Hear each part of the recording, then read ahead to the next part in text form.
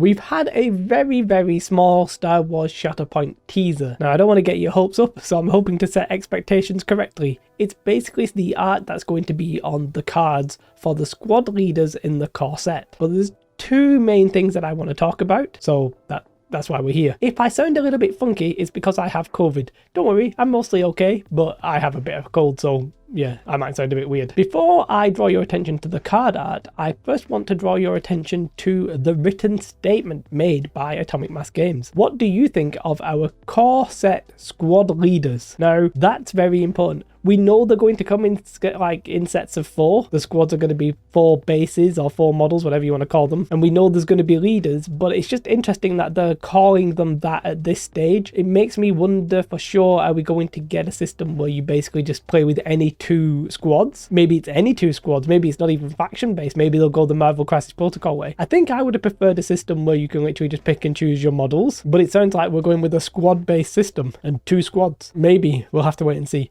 But let's jump into the art. So here we have Asajj Ventress. I mean, yeah. And one thing to really point out here, in my opinion, is definitely the cartoony vibe. Now, these are the arts that are going to be on the cards. Again, we know cards were confirmed because Will sort of spoke about them. But if you were looking for that in a written capacity, then that's what you have here. I'm stumbling over my words. COVID has really done a number on my brain, I think. But this little, the pointy thing on the saber here, that to me strongly suggests, very cartoony. I also suspect that the cards themselves will not have a white background. They'll obviously be in situ on a card, probably a little bit like Marvel Crisis Protocol, but very cartoony vibe. Obviously it is art, but if you compare this to Star Wars Legion, that's goes perhaps maybe a bit more realistic, if that makes any kind of sense. And yeah, very cartoony, and it's the same vibe for all of them. Like Anakin here, for example, that is cartoony, right?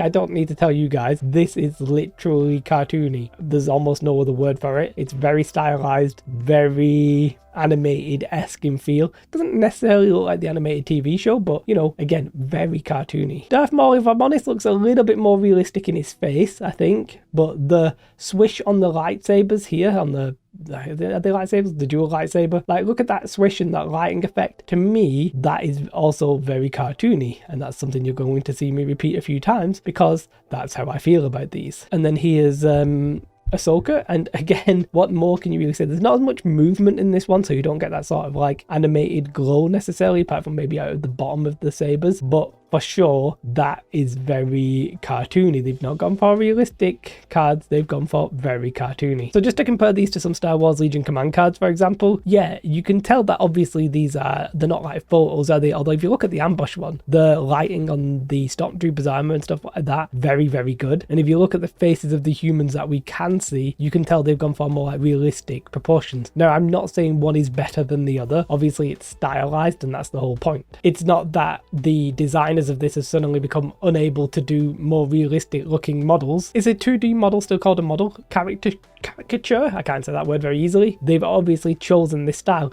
and this fits the bill, right? Will and Simone was like, we want to go to 80s cartoon kind of vibe. Well, that strongly reminds me of an 80s cartoon. Now, I suspect this will be a little bit divisive. There'll be some people who really don't like the aesthetic, and if that's you, fair enough. Maybe the Shatterpoint isn't for you. Maybe that's a deal breaker. For me, the aesthetic of the cards and stuff like that has never really been that important to me. The aesthetic of the models, yes, and the theme, as in what's the branding behind the models? Is it the old world? Is it Star Wars? Is it 40k? That matters to me, but not necessarily the chosen style of that. Maybe it could do, but the models that I've seen from Shatterpoint look completely fine to my taste. In fact, I think I probably prefer them over Legion. But the art style, I think I probably prefer Legion's art style.